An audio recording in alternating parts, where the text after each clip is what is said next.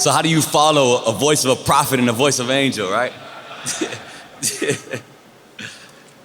So I'm not exactly sure how old this building is, but it doesn't have any AC, like we all know, right? But I know for a fact it has never been filled with this much love and this so much support, right?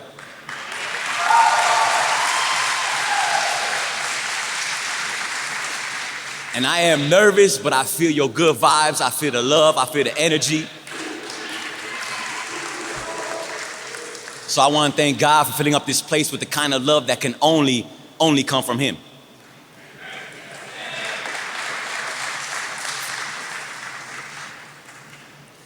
I want to start off by thanking our brilliant professors and the outside students. You stepped out of the comfort of conventional classrooms to create a truly transformative educational experience. We learned together, mostly from Luigi and Howard, from a few professors. We've laughed together at Alex's vague movie references and Scott's nerd jokes.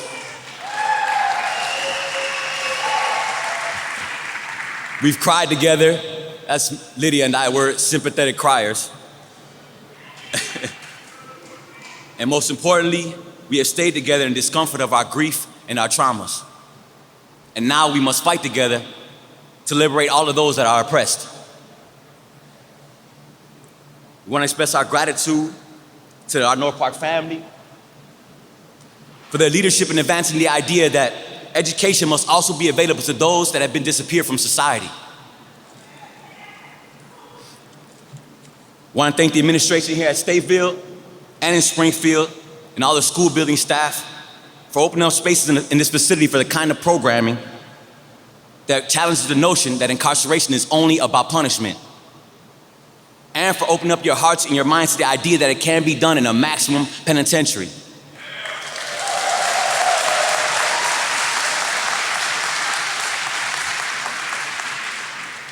We want to express our appreciation to Kim Fox and the office for being here.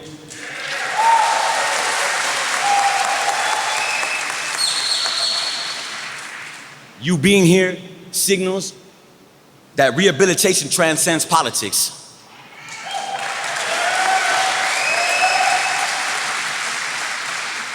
We salute you for all of your work in creating a conviction integrity unit, and we heard your commitment during your re-election speak for the work that must be done. And we would love to partner with you in that work.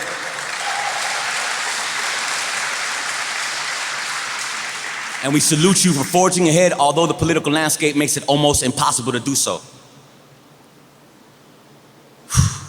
We want to thank our queen, Vicky Reddy.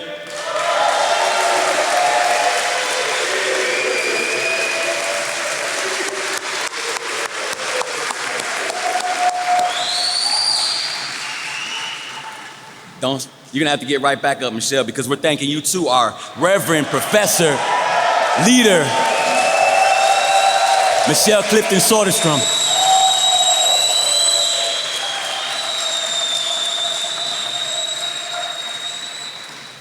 You have given yourselves no matter the consequences. You will continue to show up even when coming here and leaving here became the hardest things you ever had to do.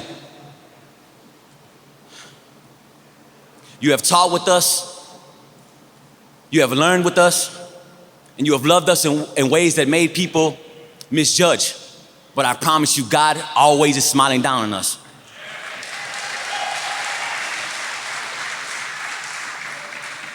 And I want to thank this sea of beautiful faces right here, those faces too over there.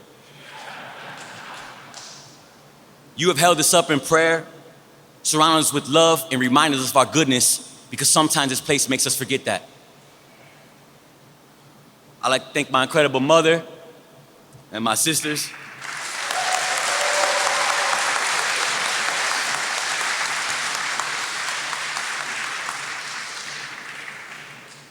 You've always made me feel seen when I felt disappeared. You've always made me feel heard when I felt like I had no voice. You made me feel loved when I didn't love myself. I want to thank my beautiful wife, Donna.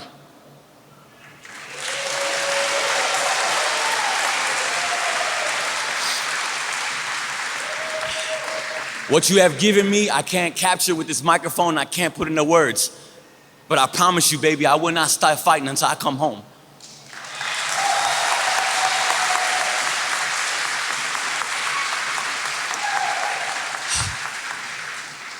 And lastly, I want to thank my fellow graduates. I have been given the honor of serving as your class representative for 3 years. And then the thanks I get is you elect me to do this nerve-wracking speech, so thanks, I guess, right? Like Jacob, we have wrestled. We wrestled what we thought were word counts and paper deadlines. But what we really wrestled with was God and our legacies. We too have been touched, and now the way that we move through the world will be different. We acknowledge and accept our inheritance and the responsibilities of serving and leading our communities. Where once we were parts of the epidemics of gun violence and drug addictions, we now long to be parts of the solutions.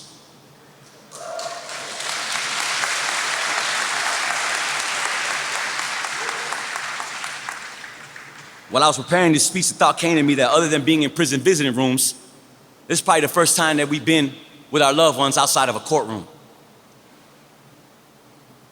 Most times, those spaces leave little room for the idea, or for the reality, better yet, that we are more than the sums of our worst mistakes. Then we were sons, brothers, husbands, and fathers. In those courtrooms, justice began with the gavel slamming and harsh sentences being handed down. And it ended with cuffs being placed on our wrists and prison doors slamming behind us, and then we were only acknowledged as criminals and as prisoners. Justice cannot fully be realized justice is not fully being realized when that is the beginning and the end of the process. My brilliant colleague, Howard Keller, says that justice exists on a spectrum.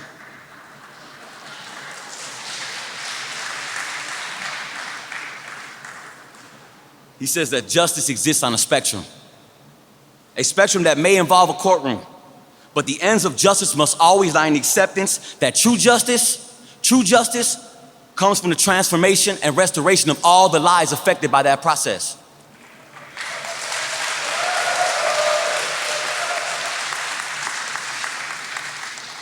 What is happening right now in this theater building is justice.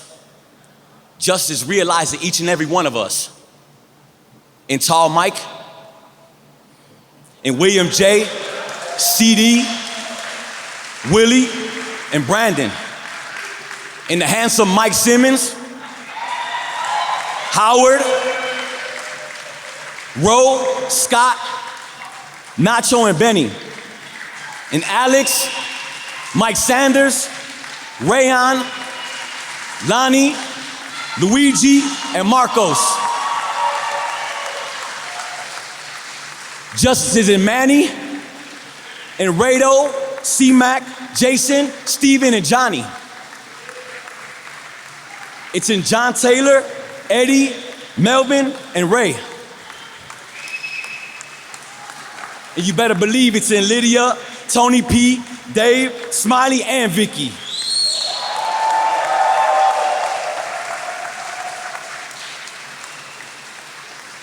Right now, in this moment and moving forward,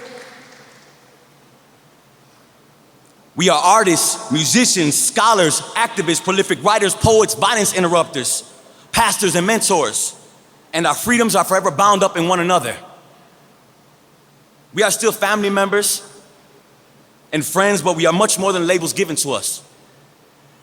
We are not the sums of our mistakes, and we are not just the sums of God's forgiveness. We are the sum of a liberative education and a transformative justice. By disappearing us, justice and public safety is only partially served. Because what we have accomplished out of society's sight and in spite of the penalties handed down to us is the work of righting our wrongs and of transforming what justice means.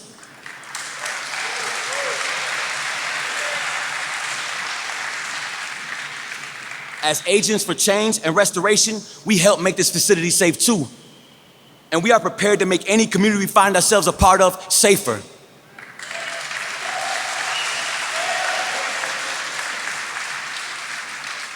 The interests of justice and public safety is only ever fully served when there is accountability and when the greatest potential for restoration is realized. So here we are receiving our master's degrees.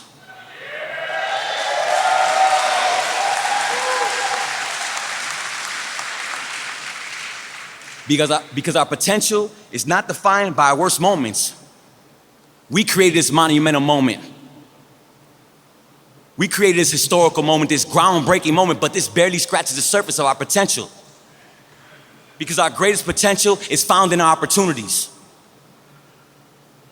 Let today's event right now be an example of what happens when opportunities are created, when potentials are unignored, and complete restoration is always the aim of justice. And may tomorrow hold all of our freedoms. Thank you.